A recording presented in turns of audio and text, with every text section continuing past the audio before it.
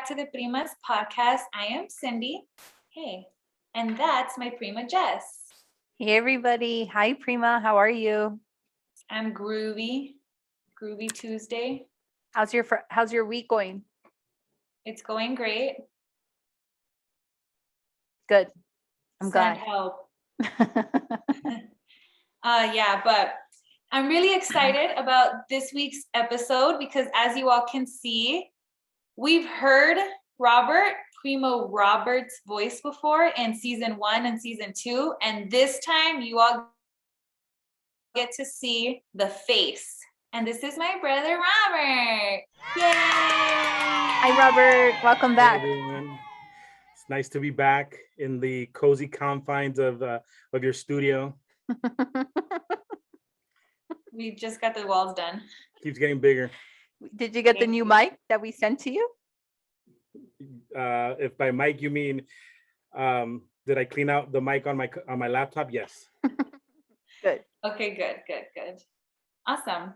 So today's topic, everybody, is going to be around the military, in particular, the U.S. military. And as you all know, we like to talk about the psychology behind certain things. And so one thing that the military does is pushes people outside of their comfort zone during their training. And so I'm super hippie and anti-violence. So I've never really been attracted to the military for so many reasons. But since getting into pushing myself mentally and mentally disciplining myself, YouTube will start recommending to me a lot of military stuff. So I started to get into it, stuff I've heard before. And Roberto served in the United States Marines. Thank you for your service. Yay, Robert. You enjoy your freedom? Yes, You thank always say that. You're welcome. Yeah. So we're gonna pretty much interview him today on his experience in the military, and we want to connect it back to why is it so important to do your bed every morning? Why is it so important for you to push yourself out of your comfort zone? And not only that, in military training, I've noticed that you're forced to get outside of your comfort zone. And so that's what we're going to be talking about today. So yeah. Yay. Before we start? Yeah, I was just going to say, Robert, we've been cousins for as long as I could remember. And I never really, I guess I don't remember so much of you, during that time, because I was so young, because I think we're 20 years apart. Just kidding. We're only 10. But I really don't remember that much about that time frame. So do you mind telling us what time, how old were you when you joined, cuz? I was 19 years old when I joined. So right out of high school. Right out of high school. Yep. And you didn't even, were you thinking right out of high school, this is what you were going to do? Or were you thinking or contemplating about community college as well? No, it's funny you say that. I really didn't have kind of what my path was going to be right after high school. I really didn't. I mean, I was focused more on graduating high school. I wasn't unbeknownst to everyone else, or you might not believe this, but I actually wasn't the honor roll student that you see. We know today. that took a while. It took me a while, and that's another segment on education that we can do. Hint, part 2. Mm-hmm. But my whole goal was just really graduating on stage. I kind of wanted to. I didn't know too much about really what it was going to look like if I had my GED or if I graduated. It was a goal that I created for myself, to just really be able to graduate on time with the people that I was in class with, and not really have to go to continuation. I don't know if I was going to really have the discipline to continue with adult school and continuation. So I made it my goal, my mission, and so that was kind of my biggest focus. And around the 11th grade, I had the recruiters, and that's kind of a touchy subject in regards to recruiters. You tend to see a lot of them in lower socioeconomic communities. And so we saw the gambit of the Navy, not the Air Force, the Navy, the Army, and the Marine Corps. And they were, their presence was really strong at my college in East LA. And so they're really subtly, they're not really pushy, they're really good at what they do. They understand the psychology of a teenager, and what buttons to push really to get them motivated in one way or another. And so it was kind of the perfect storm for me. My parents were, I believe they were separated at the time. So there really wasn't that mentor for me. I really didn't have that guidance to kind of tell me what my steps were going to be once I became an adult. And kind of the that rite of passage for me was high school. Like you become an adult once you graduate high school, because you have to be more responsible. So regardless, the recruiter kind of came in, and I don't know how they do it, to be honest with you. I mean, now I understand the psychologist really kind of letting you give your story, right? So they came in, and I guess during that time that I was meeting with them, that short period of time, they were able to understand kind of where I was coming from. They understood that I was looking for that male father figure or role model in my life, and so they fit it to the T. And it was kind of the sales pitch was, you see them in uniform, and would you like to be the best that you can be? Would you, you want the respect of your peers and your parents, and you want people to look up to you. I'm the oldest in my family, so yeah, I didn't have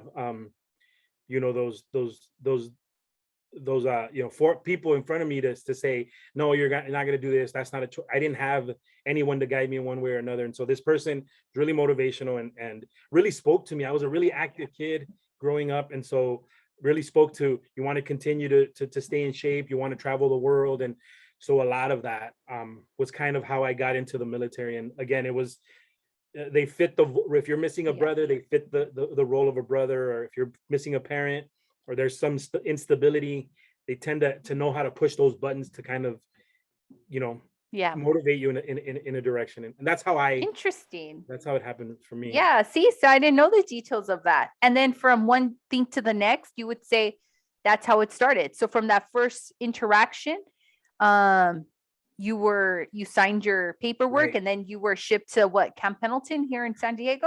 So because I actually signed the contract in the 11th grade. And okay, I was going to say, I remember you being involved since high school, so I didn't know it was ELAC. You can sign it in high school? You can actually, if you're underage, you can actually get a waiver signed by your parents. At least that's how it was done then. And so it is this program called MEPS. It's irrelevant, but it's a program called MEPS where it's kind of like it follows you through the year, because you technically, in retrospect, you can technically break that contract because you're a minor. Yeah. So they put you in this program called MEPS where they're constantly taking you to different activities and still keeping you excited about the prospect of being in the military. And so they followed me all through the 11th grade. By the time their whole thing was, you just need to either get your GED or graduate, and after that it's pretty much a done deal. And so I was actually in there. It's called the MEPS program for since the 11th grade. Wow, interesting. I know. And then was she in California still, or? Yeah, both of my parents were still here. I don't remember how that went down. I don't. You forged their signatures. No, I don't remember how it went down. I think something had to have happened. Well, no, I was 18. So legally I was an adult. Okay. But I still needed either my GED or my high school diploma. So there wasn't anything my parents needed to do. So you have two swear-ins. You have the first one when you have to take tests and physicals and everything to even see if you're physically eligible to enter any branch of the military. And so you swear in then, and then you swear in again a couple hours before you get on your bus to go to Camp Pendleton, or if you're in the East Coast, Parris Island. And so yeah, that's how it happened. I don't know that anybody I don't know that anybody was against it too much. I think Abraham was a little upset about it, but other than that, I don't know that my dad was a really reserved guy at the time, so it really wasn't too much of. He was. I know I kind of do remember my dad being a little.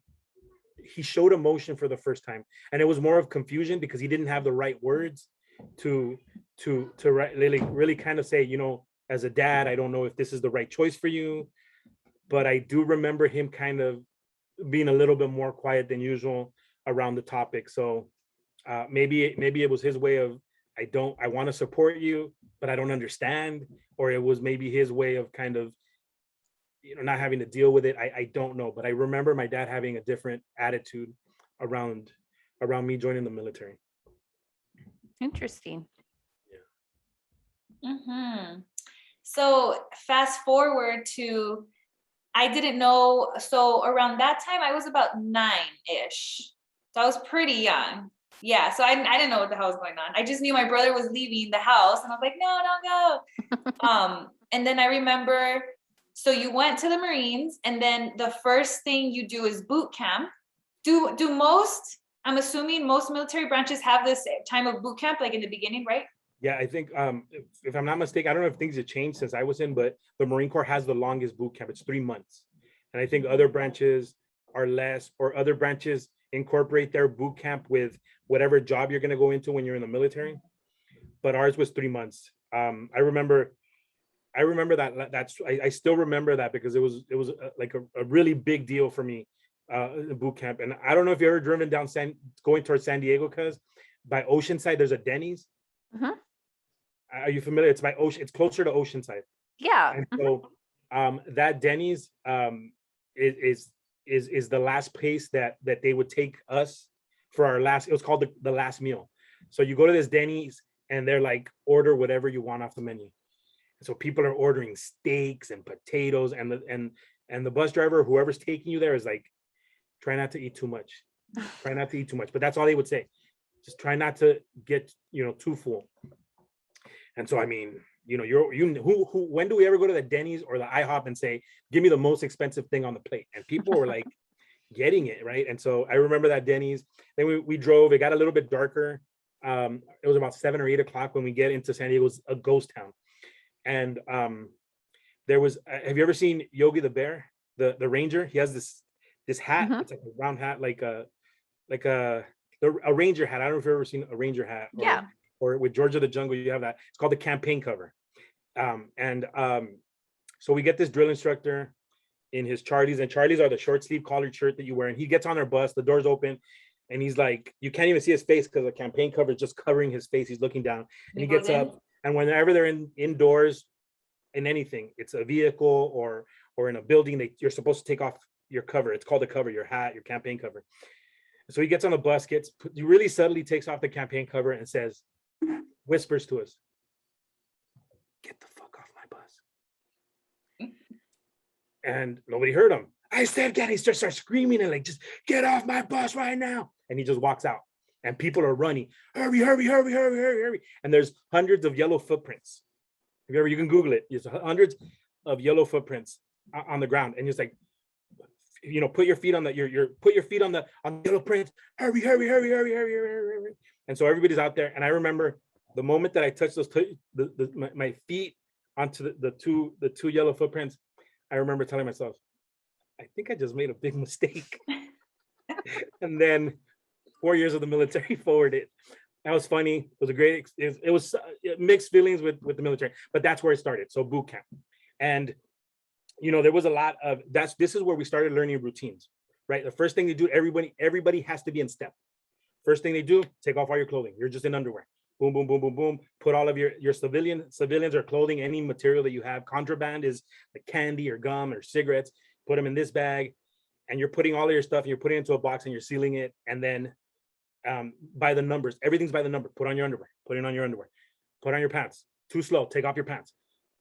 Put on your pants again. Okay, we're gonna be slow. Take off those pants again. And we're just doing that for an hour, 30 minutes. Boom, boom, boom. It feels like forever, right? So finally, they call it games. We're playing games. And so finally, for whatever reason, people were faster, but you could only do it so fast. Like you can't blink and put on your clothing.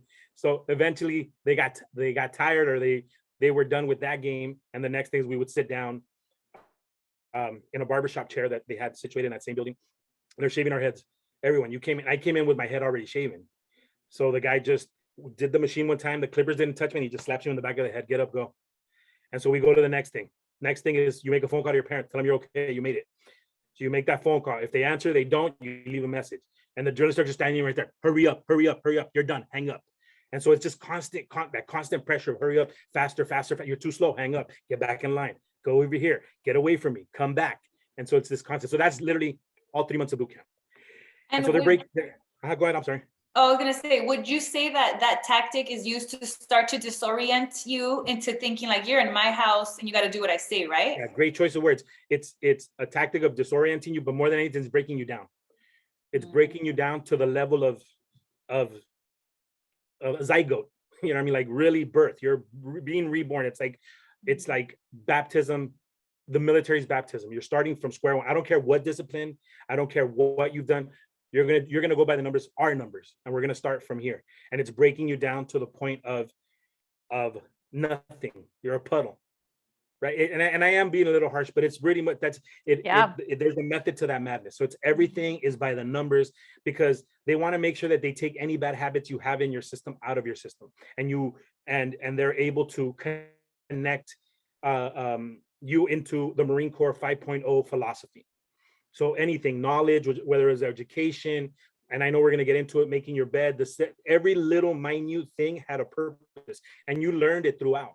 The way you drill, the way you move, when you shower, how you sleep, everything has its purpose in the military. And while you're going through it and you're not learning the philosophy, it's anal retentive. You're just like, why do we have to do it this way, right? And you learn. And people that don't, little by little, they start breaking you down, and they're just a lot harder on certain individuals that are just not getting it. They called them, at that time, they were rocks, or my pet children, or children, whatever. And we didn't have a name. We didn't have name badges at the time. We didn't have ranks. So you were just recruit. You were just a recruit. So it was like the basic of the bottom. You're not nothing. It's almost, those 3 months feel like, and I know I'm jumping a little bit, but those 3 months feel like I'm never going to get to the end. This is day one. I don't know that I'm going to make it to day whatever 300. I mean, whatever those 3 months are like. And so it's everything from that moment. I mean, the way you shaved, the way you cut your hair, the way you folded your uniforms, the way you showered. You showered as a group. Everyone showered. We had. And please stop me if I'm jumping too much, but I mean, something as simple as taking a shower, we would call them Cinderella showers. So it's pretty much, you had a bar of soap or whatever, cleaning gear, whatever hygiene gear you had. It's called hygiene gear. You had it in your hand, and then you had a mesh bag with your dirty clothing. And you would run in, and some of us we would wear briefs. I think most of us would wear briefs, or you were running in there naked, and you had that mesh bag with your dirty clothing. And you would run in, and you remember the pools, they have these like tree showers. If you're ever at a pool, like it's at different levels. So we had those in the barracks. They were called barracks. And so you'd run in there with your bag, and they called them Cinderella showers, because you would twist like Cinderella trying to get all of your body wet on these 3 shower trees. And then by the time you got to the third one, if you didn't, you were hoping that you got drenched enough to where you were clean, but then you would drop your mesh bag of dirty clothing into whatever the washing machine was.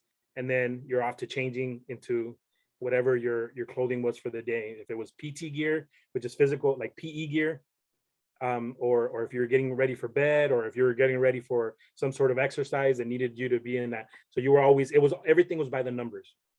It was pretty much. So, okay, so you're the showering stuff, and like the way it was so much pressure.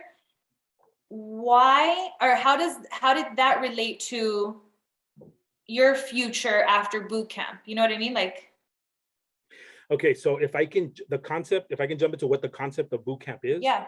Is the concept of is trying to get you to be in extreme levels of distress. Yes. Right? Boot camp is supposed to be a miniature exposure to sleep deprivation. Physical exhaustion.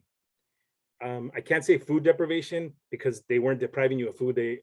We had that, but it was really that exhaustion and those extremes. It was supposed to kind of mimic like a prisoner of war, to say, like, if you ever got captured, these are some of the stresses, not necessarily a prisoner of war, but more fog of war, like experiences of having to go into a conflict. And it's really being able to put you in the shoes of having to deal with someone, someone assaulting your unit or shooting at you, or the noises and people essentially getting you ready for war if you had to. And then, tell me what years then were you there? You were before there. You were active during before 9/11, right? So I went in right, I believe it was 98. I think it was right after Desert Storm. And then, or after the Somalia conflict. I don't remember what it was after something. And then I was in a couple months after, I got out a couple months after 9/11. So I got out in 2002. So I remember 9/11. I have a really good story, but that'll sidetrack us on 9/11. But I was definitely in during 9/11. I was in Camp Pendleton. Yeah, because I mean, in the classes I've taken, and I've learned about different aspects of war through like my English literature classes and like English 1B at PCC, which is like the breakdown of like literature, right? And poems. And I remember we specifically like deconstructed some poems on wars that like veterans had written in like World War I or II. And just breaking down those poems, I'm like, why would anyone, it wasn't a beautiful enlightenment like poem where it would encourage us to like want to sign up. It was like opening your eyes and making you question like the things they had to witness and what they saw. So to me, like boot camp is essentially getting you ready for that moment if you have to go to war, right? Like breaking down your psychology. Like you can't go in thinking like, oh, I'm going to save everyone, because you're not going to save everyone in the reality. Exactly what it was, because having someone that, I guess I would call him, someone that was trying to be a hero is actually dangerous for what the mission is. Everyone has to work almost like a machine, like a well-oiled machine. There's a part that's done a certain way. And if someone deviates, for example, we in the military, we were trained to, we would have certain basic trainings on war, and we would dig trenches. And there was times that we had these mock war games. And so it was 3 days, right? And so it was the objective was to get the opponent's flag. And so we would dig these trenches, and we would have to be up 24 hours, making sure that someone wasn't trying to infiltrate or take our flag. And so during that time, you had two people in there, and one have to, you would switch shifts while the other one slept. And so you have to trust that the person behind you is going to do the exact same thing you would do for them, right? And it comes from really being able to hammer that we're a team, we work as a unit and not as individuals. And so that's the reason why they hammer a lot of that consistent do this way, don't do it, stop, go, come here, get over there, get back. The way you put on your uniforms, there's a structure to how you measure when you're putting on your medals, when you're putting on your sewing. Every single aspect of a uniform has a history. Every song we sing, it's representative to a history, right? So it's really trying to get us into the mindset of what our the people that started, or the Marine before us was doing. And so a lot of it is similarity and tradition. And so it's really trying to create that brotherhood and that feeling of involvement with something bigger than yourself.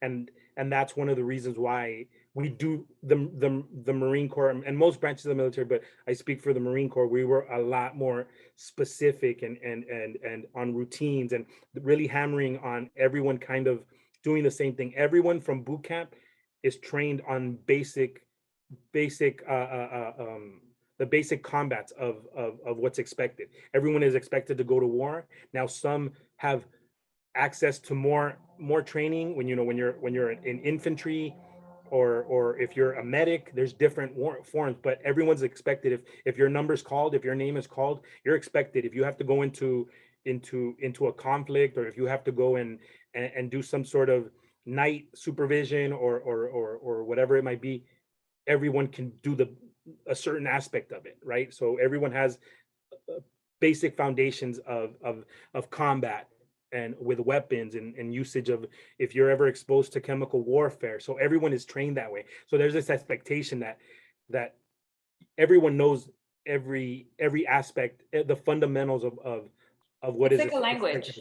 Yeah, it's definitely a language. Yeah. And everyone And if you're wearing the same uniform, I can expect that you know exactly what, at least the basics of what I know. Mm-hmm. Let's because we could talk about this forever. Right. I want to just real quick. So there's the boot camp part, which a lot of people focus on, right? And then there's I mean, that's like you said, that's the first 3 months. You still had a few more years to go. And so do you guys continue to train? Like, what does that look like after the boot camp? Because I'm sure Yeah, you still have to. You have to always so be ready. it's called PFT, and depending on the unit and your, you know, the kind of like your department where you were working, it was up to them how they used PT. It's called physical training. Mm. So some, you know, it was about going to the gym. Some was, you know, about running a certain amount of miles, hiking trails and most of it was done in formation, singing cadences. So there were different songs that we would sing to kind of keep us in step as we were running in formation. And so it was Okay. up to your unit on what kind of, but again, eliciting that we do it as a team. So in the beginning, I'm pretty sure a lot of people, I'm sure like, you know, you pass the physical exam, which I'm sure you're in high school or you're 18. It's like, right? Like, I don't know how much Yeah, they I need mean, from you, but it's not that difficult. Like, I mean, I can't say it's not that difficult, but it's a basic physical test, yeah. right? And So my question is, I remember I used to ask you this before, like there's a lot of running involved. There's a lot of like the sleep deprivation part.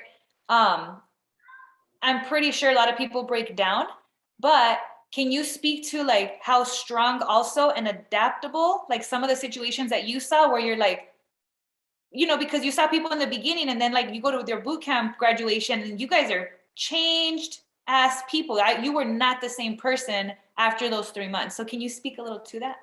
well, I think that's what it kind of. I'm glad we kind of started it that way, where I gave kind of a little bit of a history of what that was, because I remember how they broke me down.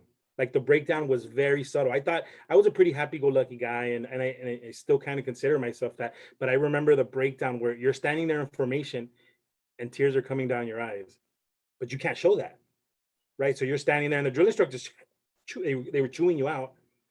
But that's when you realize, like, once they have you, and I don't know, I've never talked to a drill instructor, but I kind of feel like they know exactly when they have you at that moment, Mm-hmm.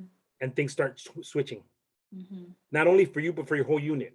There's a Right. certain aspect of those 3 months where they start shifting from disciplinarian to leader to nurturer. It's very subtle. There's no obvious, there's no hugging, or, you know, like, it's not very lovey-dovey. It's a very subtle transition that they do, but they begin to talk to you a little bit more. They begin to appreciate you a little bit more. They begin to recognize you a little bit more.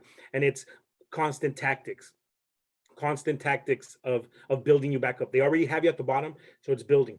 And some people were good at knowledge, was, you know, navigation. Some people were good at the rifle range. Some people were good at hand-to-hand combat.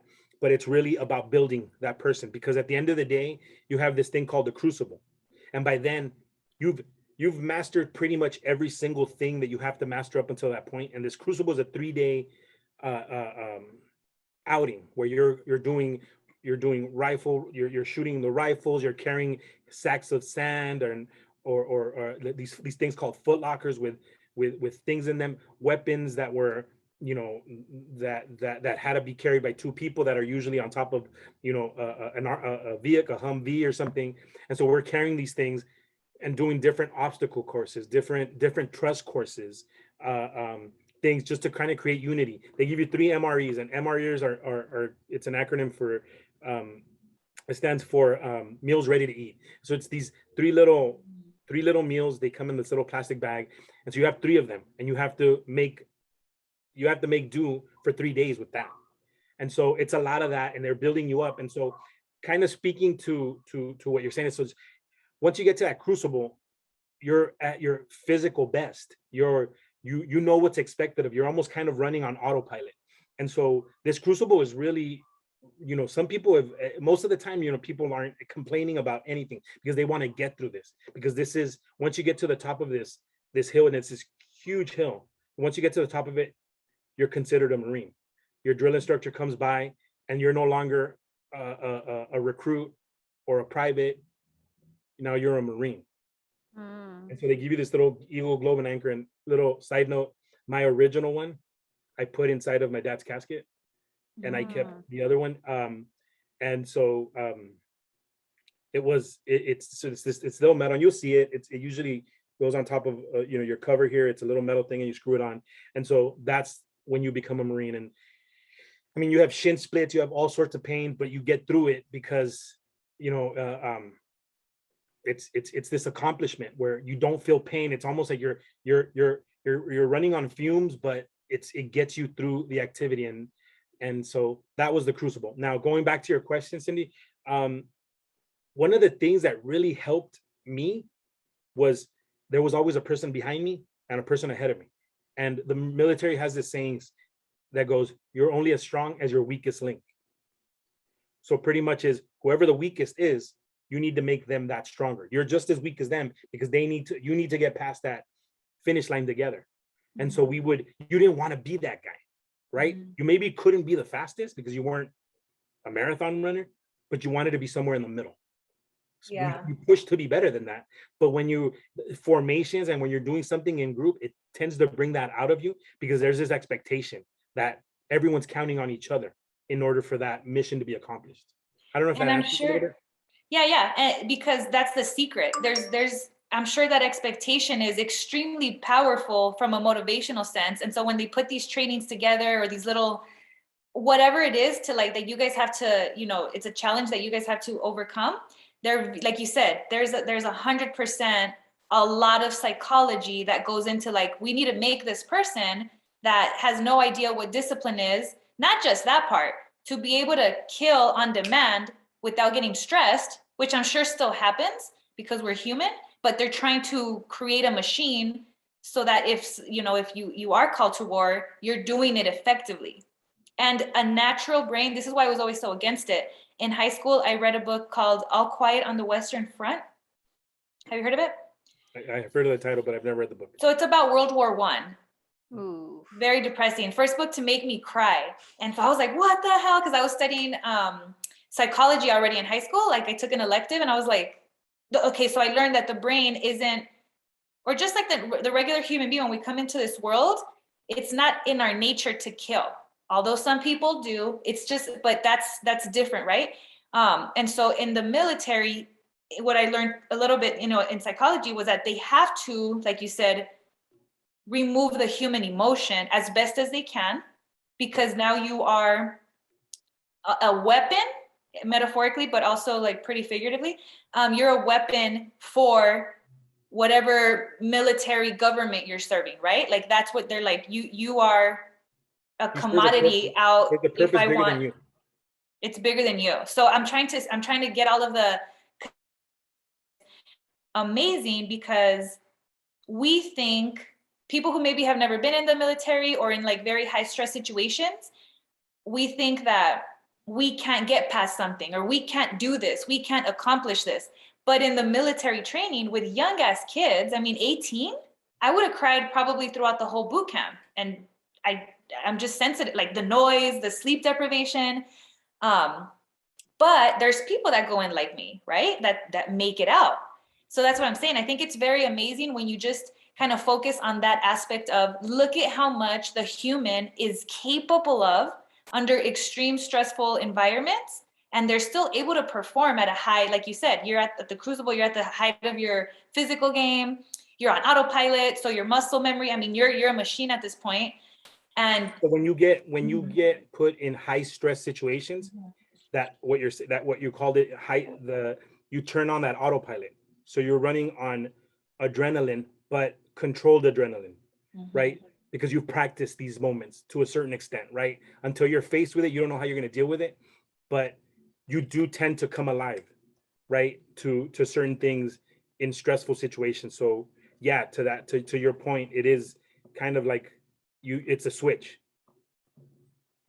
When having to complete a task, whatever it might be. In the military, obviously, whatever, addressing a conflict, but when we put it into when we're not, there's other things that we have to do, like making our bed or exercising or certain things so that we continue to maintain sharpness with those routines and those expectations. So the making of the bed, I want to be conscious of our time. So in the military, especially, like I said, I know a little bit more about the Marines because my brother was in it, so I naturally took more interest in it. And I'm sure this is across military branches because it's something that you hear of a lot, is to do your bed every morning. And in the Marines, you guys, it's very meticulous. It's not just do your bed. It's like, do it this exact, everything. There's like so many levels of detail. And then it's a time, right? Like how long do you have to do your bed? I mean, I don't remember the exact time, but it was a matter like, a minute, One 30 minute. seconds. I don't remember what the expectation. So it was a buddy system. You were making your bed and you had to make sure that there was certain, like there was an order to be followed when you made your bed, how you fluffed your pillow, how you stretched the blanket so that you can bounce a coin off the blanket, because you can't have any wrinkles. There has to be, and I believe 80-degree angle on your fold for the blanket, and it had to be nice and tucked in. And it was about following instructions. It was about being detailed, but it was definitely about, being a little bit more disciplined, to day in and day out, you're making your bed and you're making it exactly the same. And again, continuously everyone is the same. You look across a barracks and it's almost like you're looking at a carbon copy of the same thing. And I wanted to say that I saw, go ahead, Jess. Sorry, I was just going to say something before we move on. Even earlier, Rob, you said there's a method to the madness in everything that they were showing you. And it's a simple task like making your bed every day. And Prima, you've always said this, like we've talked about making the bed consistently every day. And it's such a small task that we don't take as seriously, but when you put it in that context and when you have to be that particular, it does something. It's just more than making your bed, it's not just like, oh, let me just put my 7 on like really quick over. It's like, right. Yeah. Well, ask yourself this question. If your day is, you have a shitty day, right? Let's just say, your daughters got to school late, or the teacher said, we're having an infestation of fleas, school's closed. You got to figure it out. So you find somebody to take care of your child. And then you have to get back to work. You're late. You're having to explain that. So it's just yada yada yada. A bunch of your day's just shot, right? But the one thing you did, so you get home and you're saying to yourself, like, dude, my day was shot. What a really bad day. And so the concept of something like making your bed, the one thing you did do was make your bed. So you accomplished one thing, right? There's one thing you can get home to and say, I at least made my bed. And for some people, it's like there's not even a bleep in the radar. I made my bed, but it's a sense of accomplishment. It's a sense of my day was not shot because I started it the exact same way. It might have not ended the way that I expected, but I started my day right. And if we, obviously, it putting it in the context of the military, it serves more of a purpose. But if we put these small details into our day-to-day life, such as something as minuscule as making your bed, right? Yeah, it's not a big deal. I didn't make it. No one's gonna die from it. No one's, if it's your house and you live alone with, and nobody really comes and visits, so it's not that big a deal. But it's the principle of for yourself. But I know that I didn't do it. So it's holding yourself accountable to your everyday, where if in the military, if the expectation is the person behind me is depending on me making my bed, because the drill instructor sees that one bed's off, guess what? They're going to go and pull everyone's blankets out of their bed and put them into a huge mountain in the center of the room. And then they're going to have you stand right in front of it as the guardian. And then the drill instructor is going to say something to the effect of, everyone say thank you to recruit Barajas, because of him, we're all making our beds over and over. And you have to find the right blanket that pertains to your bed. Right. So it's extreme in the military. But if you take that out of and put it into the context of being a civilian, if you hold yourself to that standard, then it becomes a little bit more, it becomes an important aspect of your life to make your bed, to go to the gym, to accomplish, whatever your mission is for the day. And I wanted to say, sorry, Jess. Oh, okay. I thought I interrupted you again. a lot of people who are like high achieving people, high performing people, like maybe athletes or Olympians or people who haven't gone into the military, but they're like CEOs and they just are like, I'm going to go hard. They adapt a lot of military training. One of which, like Jordan Peterson, who's a psychology professor, talks a lot about, if you have anything to complain about in life, you first have to check yourself and say, are you making your bed every morning? Is your room clean? And most of the time it's like, no, it's impossible for you to be perfect. Therefore, stop pointing the finger. And so I love that analogy.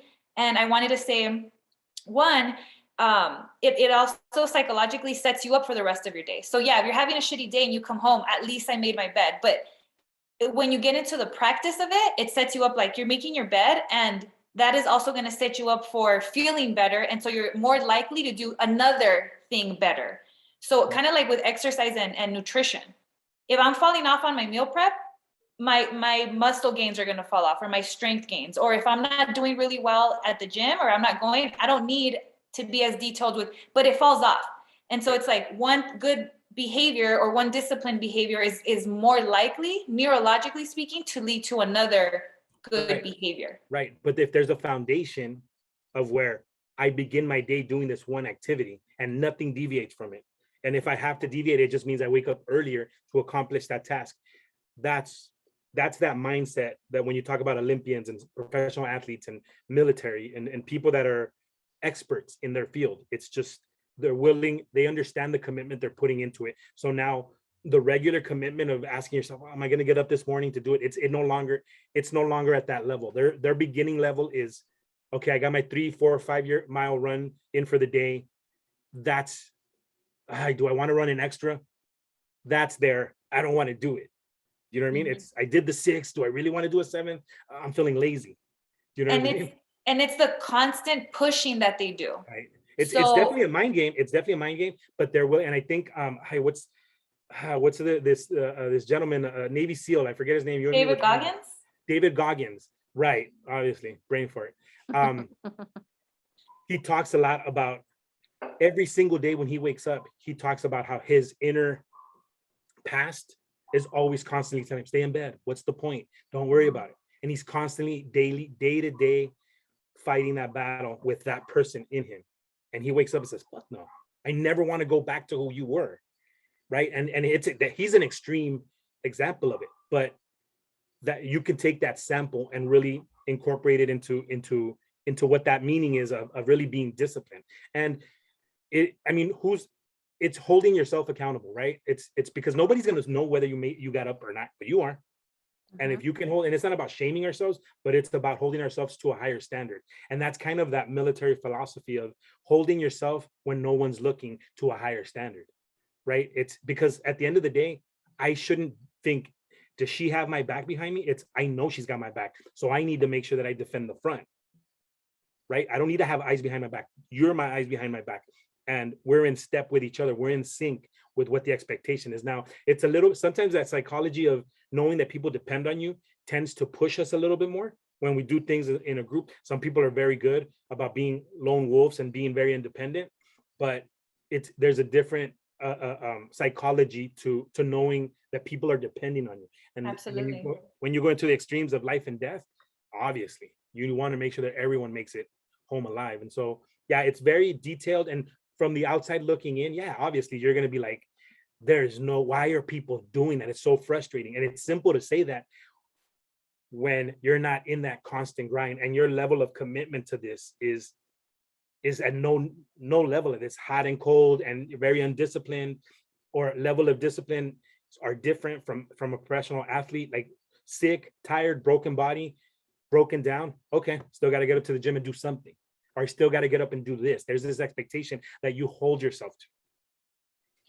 And doesn't it feel good from your experience, but also like when even you, Jess, like when we think of when we've been in stressful or like very high stressful situations, and then we make it, and then you're stronger, right? And so the same applies for like when a lot of military training does this too, but like pushing yourself outside of your comfort zone. we hear that a lot, right? We hear that with, oh, and David Goggins says it too, like, you're comfortable in your bed, like he talks shit to himself, You're warm. and it's cold and he hates the mornings, but he pushes himself and he's obsessed with pushing himself. But what I'm saying is, it's definitely a mindset. Yeah, it's something that we, maybe not at his level, because, I mean, unless that's your preference, it's a very individual thing. I don't want to judge him for being hardcore either. I just think he's a great example of, he is so in his head. And if I could be in my head the first 3 hours I wake up, on my night routine, going to the gym, right? Like some of the things that I want to accomplish, I have to get in my head. And the point of this was to say, regardless of the situation, we are capable. All of us are. Even if we do have trauma, even if we do, whatever it is, we are capable. The human brain, the human mind, like all of what we is so very much capable and adaptive to push ourselves outside of our comfort zone, whatever that may be.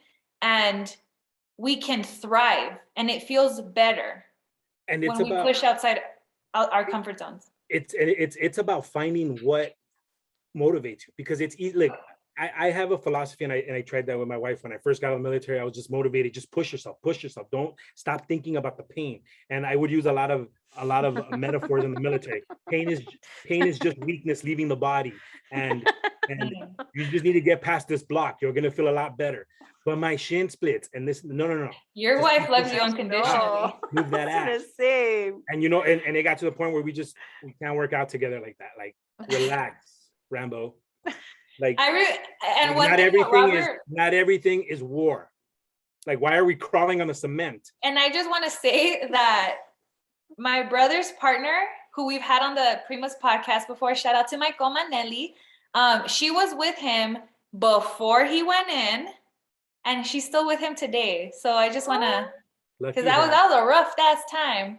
And not only that, for me, right? For me, right? Rough ass time for me, right? No. Kudos to Nelly. I didn't know how much she had to deal with from you. Geez. It was rough. No, just kidding. It was rough psychologically, but definitely the military aspect of it didn't leave. There's certain things that still stick with me. Like I'm very disciplined when I can be, but the problem with me is consistency. All the weight loss competitions, Robert, you would win them. Well, I would lose them. I would go second place. Oh, I thought you wanted one. What Robert would do though, he'd be like, okay, what time does it start at? And then just his mentality would go there, and everybody else had either a diet or some method. Robert's like, nope, I know what I got to do. And I think that it's just like, how the hell? Yeah. I remember the Super Bowl, he didn't eat any junk food that time. We were all in like a family weight loss competition, and Robert brought his salad and he brought his fruit. And we're like, no way. Like, he was just mentally, because we were all cheating and splurging that day. But it was just like, yeah, that was the military speaking. Now that I look back at it. Eli got pissed because I quit. Literally right there, he's like, I quit. This is dumb. You won. Yeah. This is how Robert's gonna do it, then this is dumb. Like, but it was very disciplined. The problem with, like, and then I know this is a different conversation, but like when we go into fad diets, and I'm not trying to be controversial or anything. It's just, to me, it's about, my journey is consistency. I know that I can do what it takes to make weight, to lose weight, to be healthy. I know what it feels like to be heavy and lose weight and breathe really great and feel great. I mean, my body just feels so much better when I'm healthy.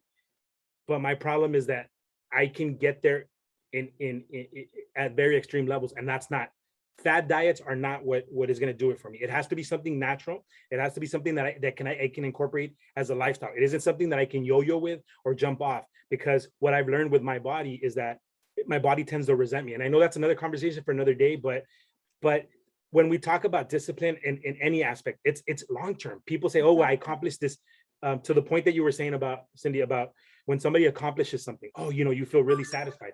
But it's about saying, okay, I want to get back in that position of that resistance and do it again and again and again and again, because we hold on to one achievement, and yeah, you should hold on to it, but to use it as fuel to say, there is no way that I can't do this again.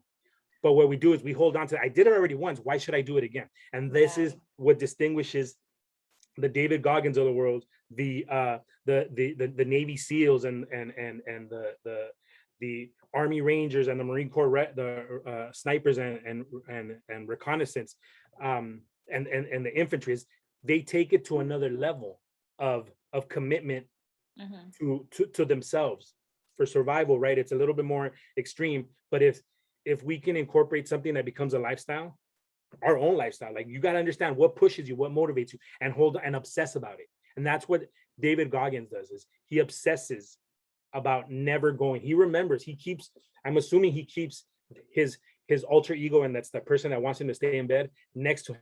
And he says, I always want you here to remind me who I never want to be.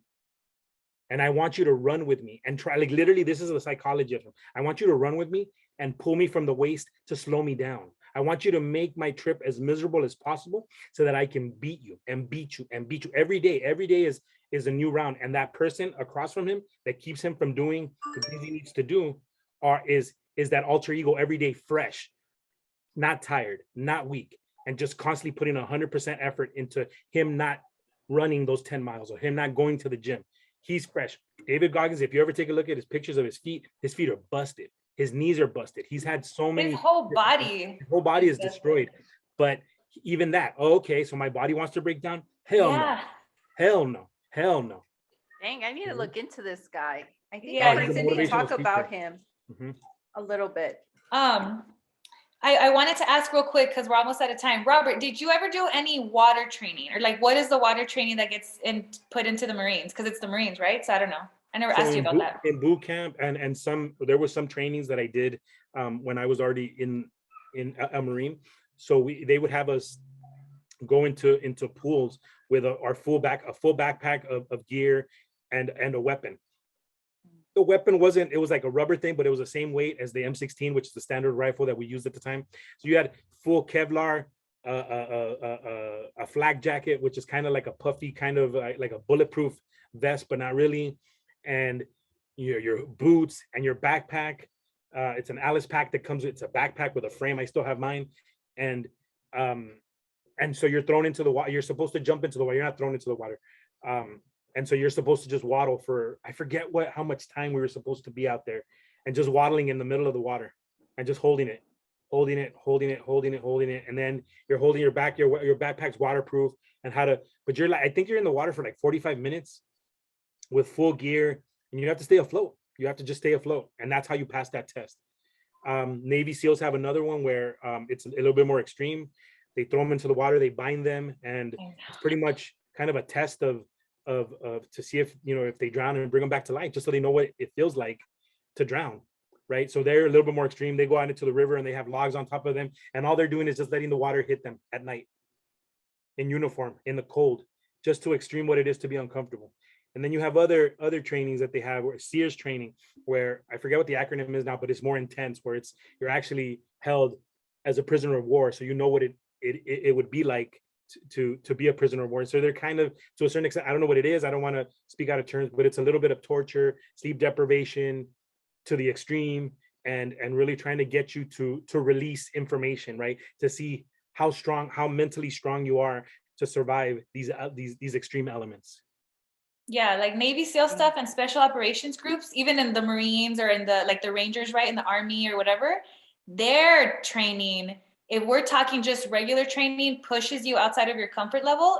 Theirs it's a different level, right? Like, because like you said, they want you to feel very, very, very uncomfortable and to be able to survive in that situation. So, and it's always constantly extreme. So SEALs teams has, you have special, you have a SEAL team, like the ones that went and got Osama bin Laden. Those were the best of the best SEALs that they picked from. Damn. To do those things. So it's like they're constantly like, let's try to find out those 10 people that are even better than the best of the best of the best SEALs, and then torture them, and then see how they come out the other end. It's very extreme. It's a brotherhood. It's a strength, a psychological strength that's developed through the years. And I mean, you already have to kind of come in with a certain mentality that they already mold. You can't just, some people do it, there's some awesome stories that you can read on White Feather, Carlos Hathcock, about how one of the first snipers that developed sniper school in the Marine Corps, and kind of some of the extreme things he did during Vietnam, to for his mission, of being able to kill or infiltrate, the enemy. Dang. Mm-hmm. Oh man, we got to bring you back on for part 2, because we're coming to an end. Thank you so much for sharing. I wanted to ask you one last thing. Definitely agree. There has to be a part 2 to this. I think we can definitely dive a little bit deeper into now civilian life, right? Really looking at because we kind of touched the surface a little bit, but I definitely agree that. And we talked about like the beginning a lot. And I think another very important part that that's why I was always also against the idea of military, was because of how they do the soldiers when they come back home. Like there's still no good solution to that. And that breaks my heart. And so that's a big one. And that's then definitely a black eye. There's definitely a black eye to the military branches that we still don't have an answer to how we can support. There was like the transition back into like, they take you up there, but they don't bring you back as smoothly. And it's like they just kind of of mental health. And I think I don't know if it was me and you, Rob, who were talking about it, but someone said like every person who comes out of any military services should have an entire team like assigned to them, Right. I don't know if that was like you and I talking, but I was talking to someone about it and I was like, wow, that's so interesting. Yeah, there's definitely and again, we've never been able to make the obvious connection between mental health and why, we can't come back to civilian life as smoothly. And sometimes it's harder. It's hard for us to explain. You're built to be this impenetrable machine, and all of a sudden you have a mental health weakness. Like, what does that look like? No, there's no way. The military taught me that I can fight through anything. And the to a bar and take on everyone. Yeah. And the mental health services that we're currently in working right now, with the population. Mm-hmm. That'd be a good topic, like future one, because even when I ask questions, sometimes I've already been mindful of like how I approach that. I don't go directly and ask them, if I see them worrying something, because I don't want to trigger them. Right. Because I've seen people. So that this should be a part 2 for sure, guys. Yeah. I wanted to say that just a quick shout out to everybody who's ever enlisted in the military, not just in the United States, but all around the world, because when you do that, regardless of whether you go to war or not, you're signing up for war. That you're preparing, right? The next day, you're a soldier, they're preparing you for it. So I think that regardless of how I feel personally about politics and stuff, that's extremely like honorable. It's like super brave and it's amazing. And especially when they get certain people at such a young age. I mean, to me, 18, 19, 20-year-olds are babies, and they've been doing this since forever ago. And so yeah, shout out and thank you so much for your service. You too, Robert. I don't think I've ever actually told you, because Robert doesn't talk a lot about the military, believe it or not. So, okay, Robert, what is something that you want to close with that either you will never forget about the military or your military experience, or something that you want others to know about? Maybe like other veterans. I mean, in regards to veterans, there's all resources out there. Never, it's not a weakness to reach out to support. There's support out there for us, believe it or not. Some of us decide because of mental health concerns and things that we've been going through, it becomes a constant struggle to want to really advocate. When you're living out in the streets and the elements and you really don't, you don't live by society standards, it's a little bit harder to adapt, to go back to, routines and paying rent and being respectful and everything that it takes to maintain what we consider a quote unquote, regular life. Right. And it becomes difficult. But definitely that there are definitely resources out there. Reach out to your local vet center. Every state has them. And there are a lot of resources, a lot of support to mental health, physical support. There's dental health. I mean, really, there's certain extents, you have certain benefits you might not be aware of, and you can talk to a benefits counselor to really be able to see what resources are out there for you. And you'd be surprised, I mean, at the end of the day, something as simple as a physical or an eye checkup or a dental checkup, is something that, you never thought you could afford or take advantage of. And You know, it's really, those are the beginning foundations, little baby steps, you know, food, things that vouchers for the bus or medical vouchers, things of that nature. And so really, it's a vulnerable population, especially in California. We have the highest rate of homeless veterans, and I don't know why.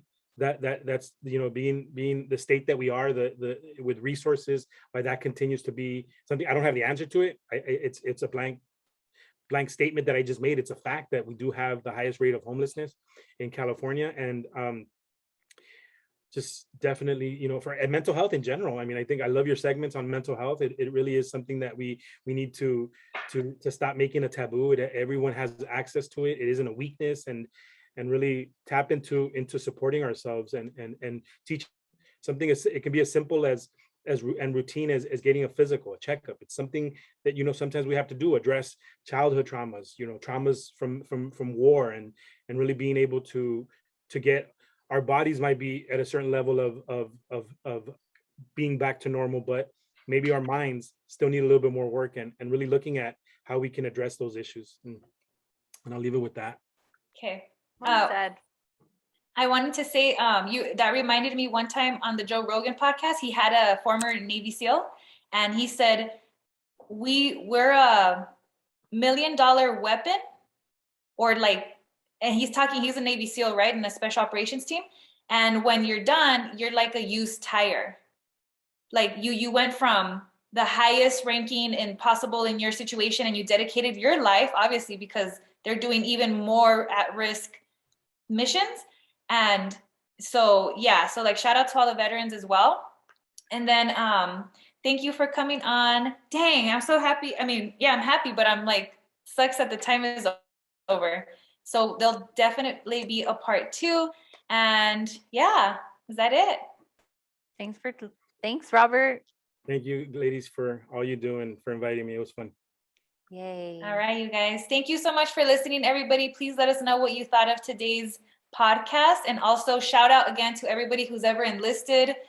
We see you, we are with you, and we'll have a part 2 coming up soon.